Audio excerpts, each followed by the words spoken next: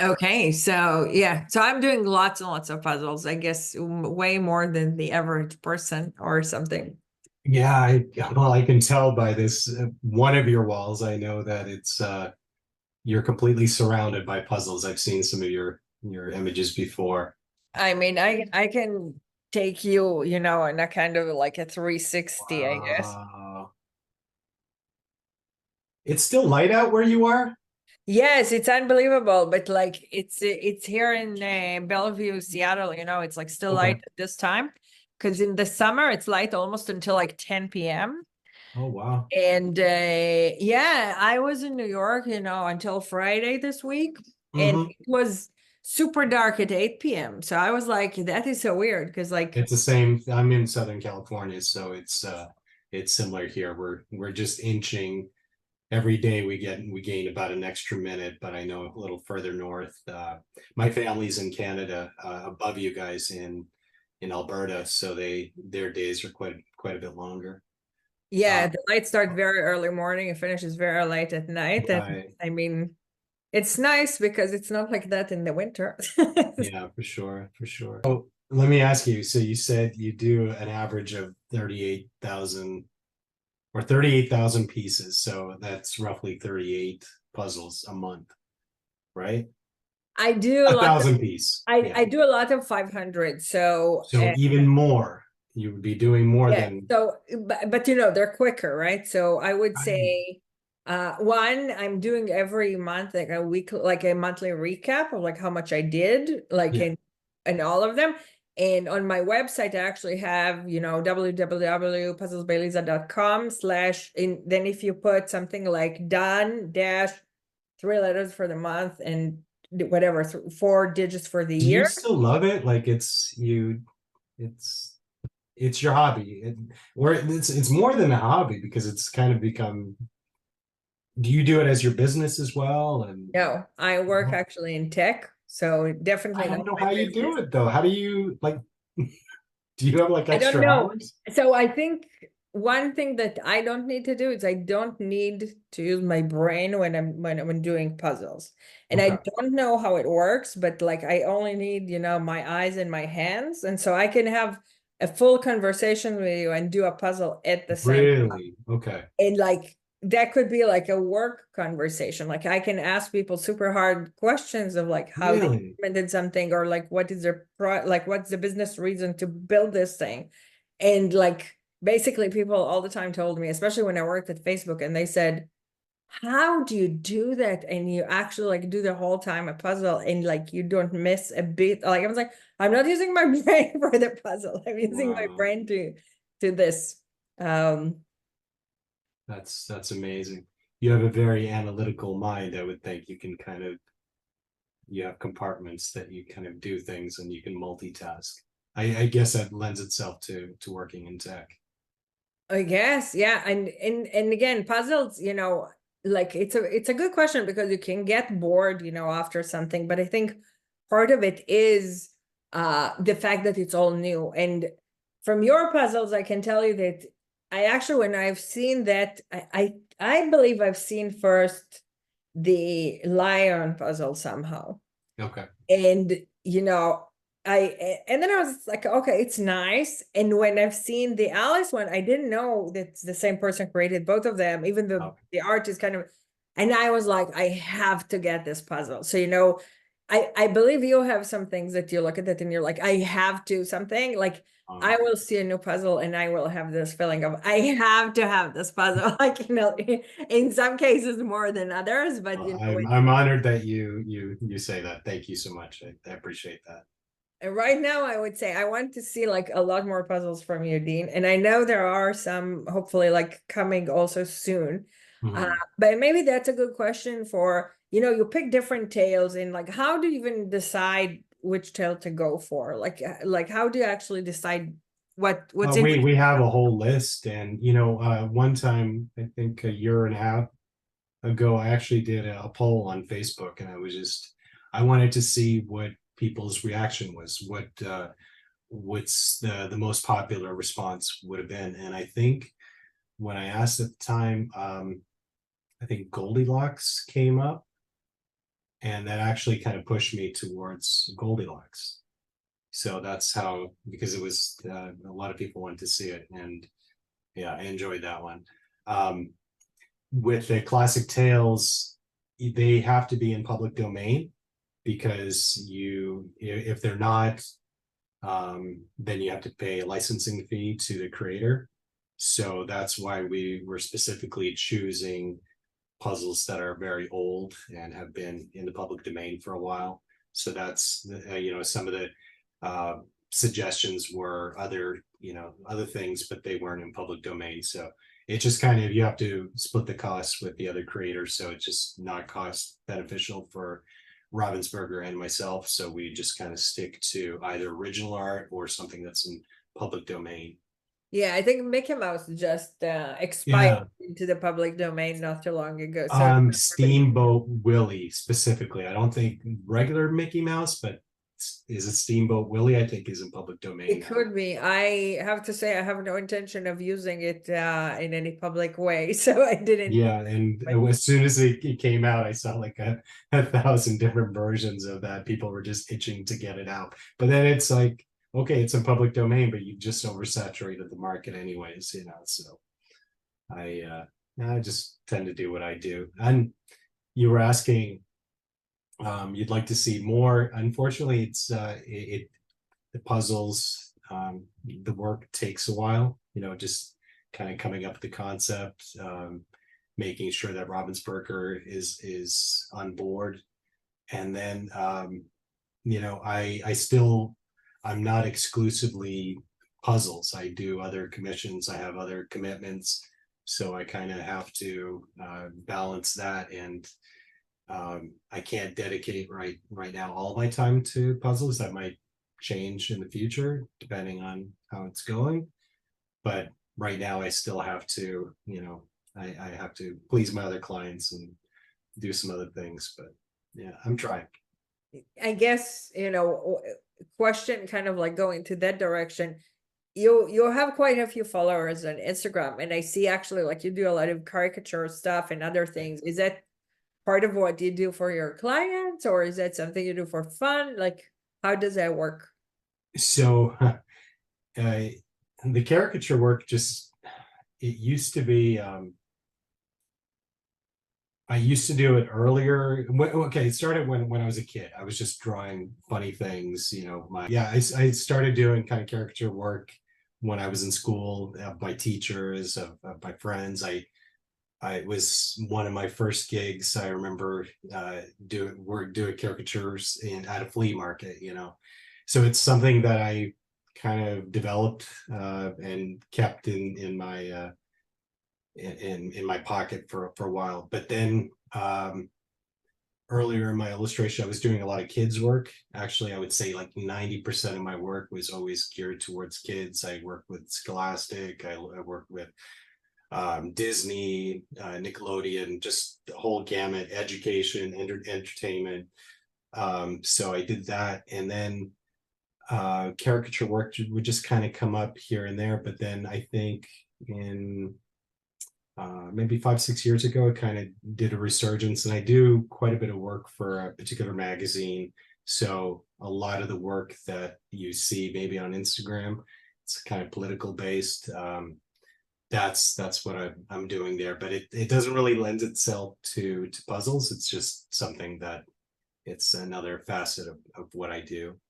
Oh no, I mean, I think that when people want to get to know you, or like they care that you do other stuff as well. Yeah, it might be a little confusing because I think I have different followers, that like different genre of work. So whenever I post puzzle type of work, I'll get an influx of new followers that are all into, I'll see the puzzle in their title, in their name, so I get them, but then I'll lose other followers because it's maybe they're not into the puzzles, they're into some of the other stuff that I've been doing. So it's this balancing act. I don't take it too seriously. I put what I put up there, and hopefully it kind of sticks and people enjoy it. Yeah. And let's say if you work on a puzzle, like how long does it take you to do the work, and like how much is Ravensburger involved? Like, I mean, you told about the fact that they guided you to extend things, but Yeah. yes, they have some interaction with you during the creation. Right. Well, yeah, that first Alice in Wonderland puzzle, they didn't say specifically like, oh, can you include the Queen of Hearts and can you include this character? They just said it needs to be wider, and in order for them to even consider anything, um, that's where the conversation kind of ended. So I had to kind of go back and I said, look, let me think about it. Let me see how I can extend it. And that's what I did. And I just showed it to them. The work was done and they were like, okay, yeah, this works. So um and then going forward to the other artworks, the other puzzles, I always do a sketch. And we can include a couple ideas. And my sketches are not super detailed. Some of them maybe a little bit more, but usually it's a very something really rough. Like I'm so embarrassed to even show it, but Ravensburger kind of gets the idea. Well, first they have to like the concept, and it's just we talk about it, and then I give them this little thumbnail, and they're like, okay, we can kind of see something there. Let's kind of go with it, and then I'll do something a little bit more detailed for myself, and then for them to kind of look at, and then they just leave me alone. There's based on the sketch, it's usually pretty close to what I do. Sometimes I add a little bit more because I don't know. I like to surprise the manager that's there at Ravensburger, just to, oh, I didn't see that. That's cute. Um, and then when it's when I submit the art, you asked me how long it takes. Again, because I work on other assignments, it could take 3-4 months. But all in total, it's at least over a month to do, and it's like every day kind of thing to do puzzle art, and sometimes more. It takes a while. And then the funny thing, I've been asked, like, are you a puzzler? Do you do your puzzles? And I'm like, no, I've already put the work in. I don't want to You do never my did own. your puzzle ever? No, I've done a couple, but I'm so slow that it's just I don't know. It would take me a week to kind of put something together, and I just don't have that kind of time. I'd rather just be illustrating it. Yeah. And like, what I'm saying is like the fact that I've illustrated this and I've stared at this image for 2-3 months at a time, and I know every little detail about it. I think the last thing I want to do is like put it back together again. You know? No, look, Yeah. I think the to each his own. I remember one time that I talked to somebody, that like was potentially going to be my boss if I went to take this work, and he saw the puzzles and he said, "I hate puzzles." And then he told me a story about like how they opened a 2,000 piece puzzle on their dinner table at some point, Okay. and they were stuck with it, and he had so much grudges against the puzzle, and I was like, I don't know if that's a good match, somebody that Right. Yeah. And doesn't maybe not like, start off with a 2,000 yeah. piece But look, puzzle. he's a very nice person. Just don't put a puzzle next to him and he's Yeah. gonna be okay. No, I enjoy it. It just takes me too long, and I can't afford the time to. I'm not that quick. I'm not like you. I can't. My brain doesn't work. I have to be completely focused on what I do. So I'd rather be illustrating puzzles and hearing the feedback from other people if they enjoyed it or not. I would say I'm happy when you're illustrating puzzles. I vote for that. Like I'll buy anything you're gonna create. So that's good. You're too sweet. Thank you. I am not. I am just telling you the truth. So, uh, so how do you actually draw those? Like even the sketches, are you doing them on a computer? Or are you doing that with a pencil? Like No, how sketches, I'm old school when it comes to just the very first thought that I have in my head. I usually will jot down just a piece of copy paper and a pencil. That's it. And it's really rough. It's just for me to kind of throw down some ideas. And then I kind of look at it, and then maybe I'll do another quick sketch, just and yeah, this can kind of work. And then from there, I'll scan in my sketches into the computer, and then I'll start to kind of think about it and start compiling a lot of reference material. And just I build it. I go from there. I work in Photoshop. My setup is I work in Photoshop and I have two art tablets. If you can see right here, I have it's a The pen. digital pen. I have a couple of these tablets. These are digital tablets. So I'm drawing on them. And then I look at the screen and it's like my eye is seeing what my hand is doing. But instead of me looking down, I look at my computer screen. It's like my brain has kind of evolved that I can work that way, that I can draw. Wow, so you're drawing with your hand down here and you're looking Right, I'm forward. looking in there. Yeah, Wow, when that that sounds very difficult to do. it's just something that's the way I was introduced to the technology when I went digital in 1998. Prior to that, I was an illustrator that used airbrush and colored pencils and acrylic paints. So I was very hands-on before. But then when I went digital, this is what was provided. That's the way that digital was introduced to me and to most illustrators. I even know an illustrator who is fantastic, kids book illustrator, and he still draws with a mouse, which blows my mind because that's the way he was introduced way back in the early 90s, you know. So for me, this system works and I don't want to change a thing because I love it. It just that's the way and when anything updates or something, it drives me crazy because it could be this little subtle change that'll just mess everything up for me. So I like things the way that they are. It works and it's fine. And now a lot of illustrators, they use these tablets, but they're called Cintiqs. Wacom makes them. Are you familiar with them? The Cintiq No. tablets. They have like iPad Pros, where you have a tablet and you draw on the tablet. Yeah, so you So the just screen, basically see what your hand is doing under. exactly, yeah, it's like iPads or so in my profession, they have these big giant tablets with the screen built in, and I've tried them early on and I hated it. And you know why? Because my hand is in the way. So Yeah. when I'm working on the screen, I don't see my hand in the way. I just see like a little cursor that's drawing. And again, that's where you're saying the hand-eye coordination just kind of evolved this way, that this is the way that I do it. So yeah, Right. it just works Yeah, for me. that's amazing. So I think that to just maybe, to just clarify to some people, because I think when we hear digital art, we Yeah, don't always know what it means. Like right. basically your art is similar to if you would do work on paper, you just Yeah, draw actually with your hands on something that right. computer. That's yeah. So I'll just explain again. I was what we call a traditional artist prior to being digital. So I worked with color pencils and acrylic paints and airbrush. Are you familiar with airbrushes?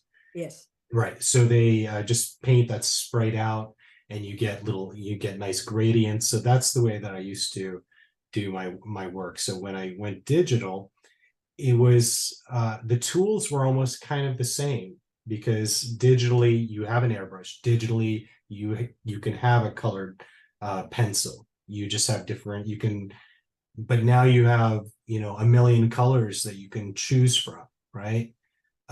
Whereas before I had to mix my paints and I had to buy my colored pencils. And when I was airbrushing, I also had to wear a mask because of the fumes. And you would cut out these little stencils to spray through, and you would use very sharp blades. And I would cut myself all the time. So it was a harder process. And when the digital side became available and you had all the same tools and all these unlimited colors that you never run out of, it was like, okay, I love it. This is the way that I'm going to work from now on. And as the program kind of developed with Photoshop, I remember one of the big things as an artist for me was when I would paint something, if I didn't like it, you would have an undo button, right?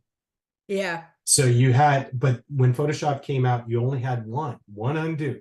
So you would make a mistake. Oh, I can fix that. If you made two mistakes in sequence, like you had to fix your mistake, right?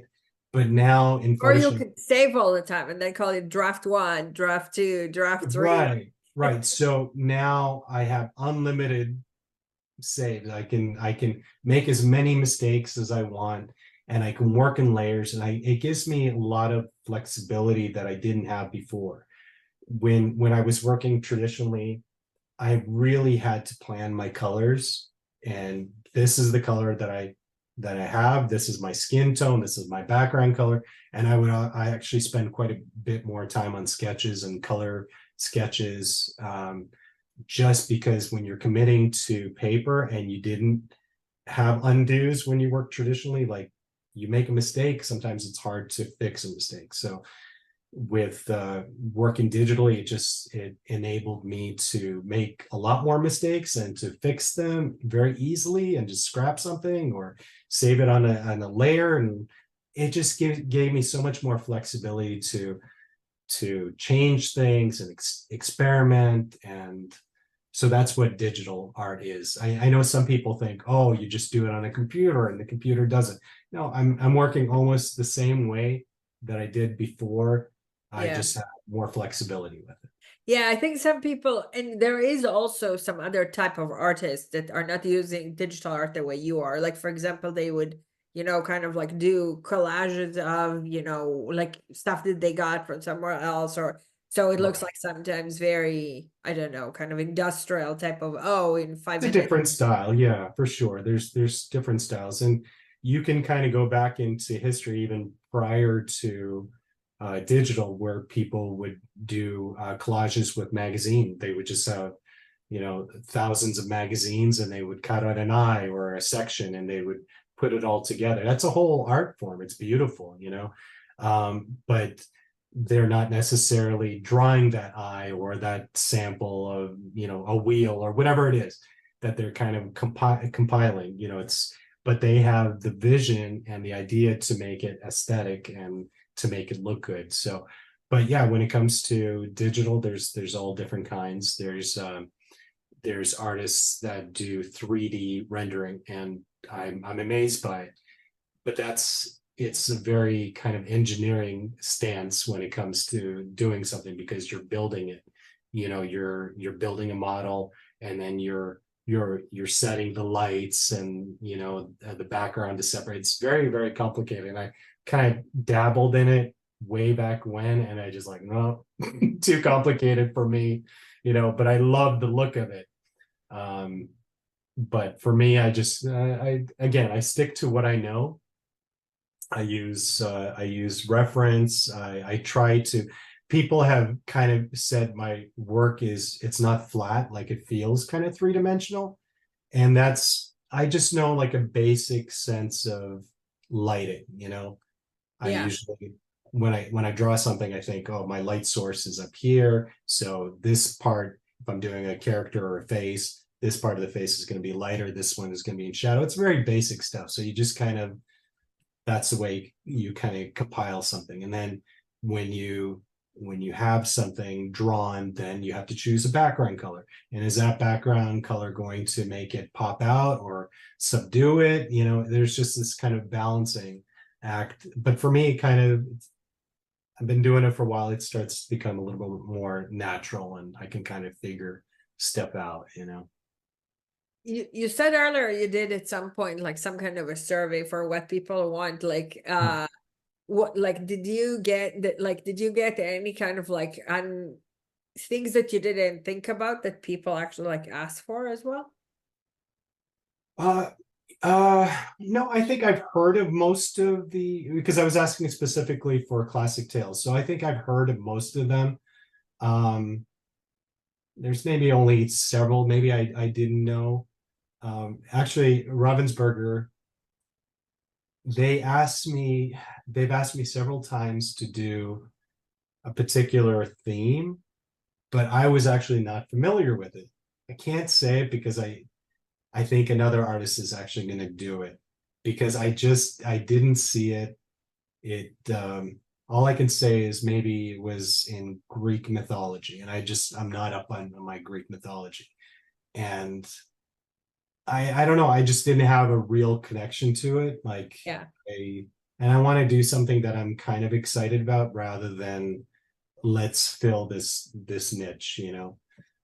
So it wasn't for me.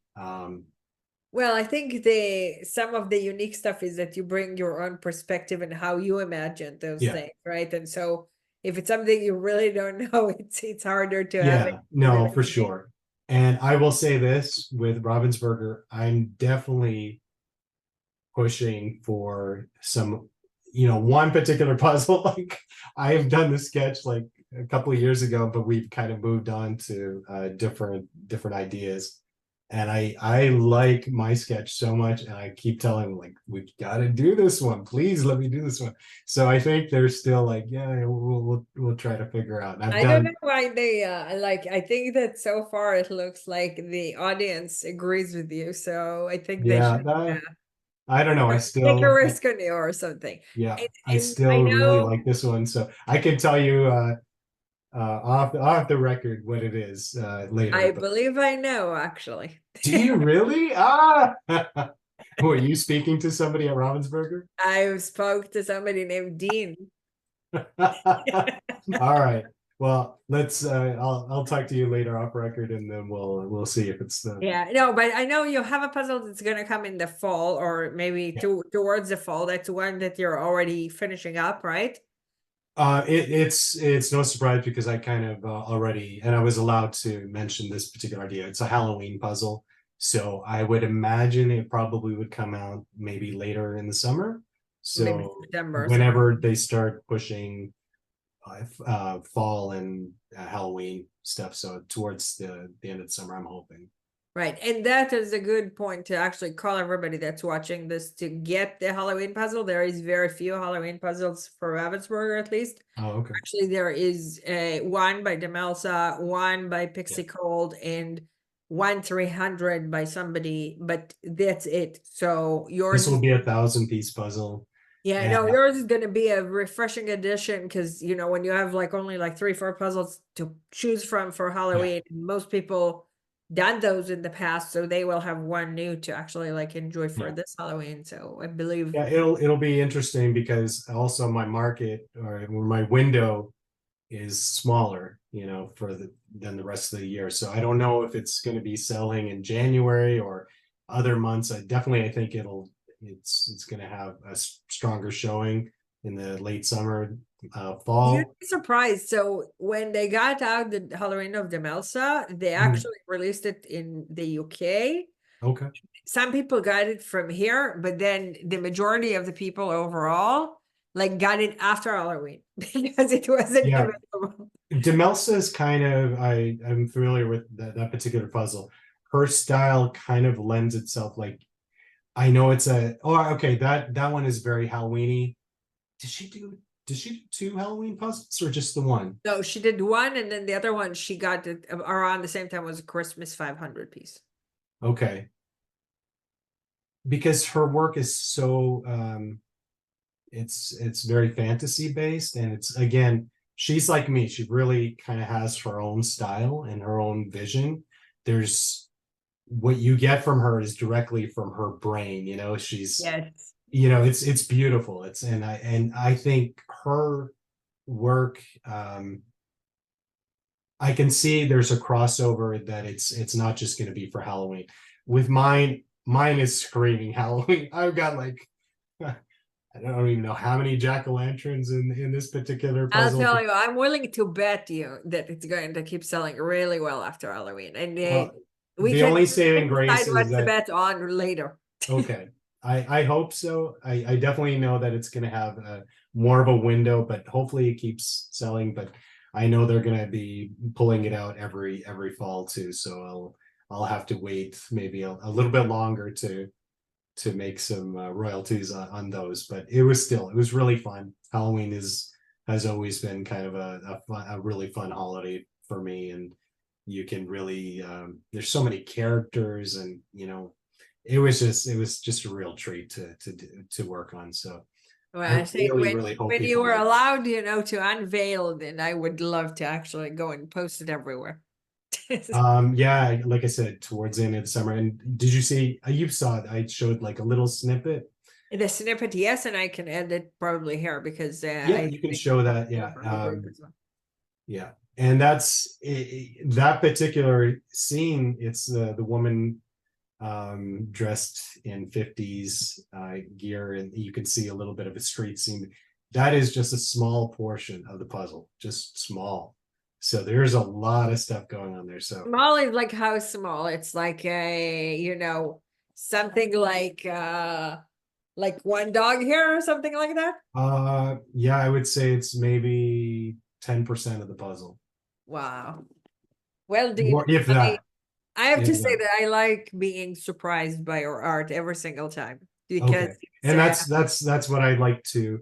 I don't know if it's necessarily a good thing for me to show little snippets. I've heard good good things and bad things about it, because some people feel like, oh, they have to wait too long for it to be released, and they just like it bothers them, and other people like they love to see it. But Well, I'll tell you two things. One, there are a lot of places where anyway it's going to leak at some point. And I don't know when. I mean, I haven't seen anything of yours except that snippet. So I don't know, it can happen in a month, it can happen when it's supposed to happen, but in yeah, theory it could also leak, right? You don't know. yeah, Uh I will tell you a kind of a secret, maybe you know that, but your Busy Birdies actually leaked before the competition. I heard about that. I was, And yeah, so, I mean, you don't know if your Halloween one would or wouldn't, right? So, from my perspective, I would say you're not going to control it anyway. So, right, it doesn't matter. I do think that a small snippet, to me, I think that it's actually like really fun. And right, it's also engaging with your fan base to kind of like say, hey, I can give you something small. yeah. No, the So busy birdies I think just it's very useful. right. The busy birdies, just because I knew it was going to be used in the competition, I didn't share anything about it. I didn't talk about it.